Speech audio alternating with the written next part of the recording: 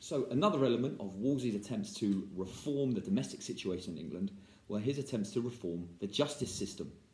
At the time in Tudor England, it was very difficult for the poor to get any kind of justice, especially in cases against the rich. This was because the legal system was very corrupt. The rich could bribe a jury in order to find a certain way, and they could also bribe the judges so that the case would go their way. So if you were poor in Tudor England, you weren't really going to win your case if your opponent was more wealthy than you, because they're going to bung the judge a few quid or the jury a few quid, and they're going to get away with it. This was a very unfair situation. This kind of corruption is very unfair. And Cardinal Wolsey wanted to address this situation.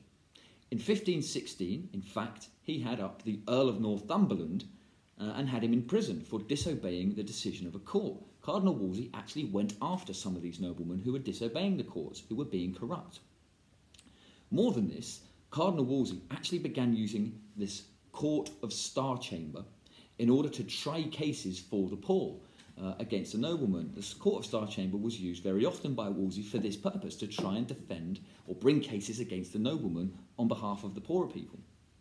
And Wolsey himself actually sat in the Court of Star Chamber many times a week. So here you can see Cardinal Wolsey trying to address the injustice and the unfairness in the justice system of Tudor England, especially using the Court of Star Chamber to try cases for the poor against the rich.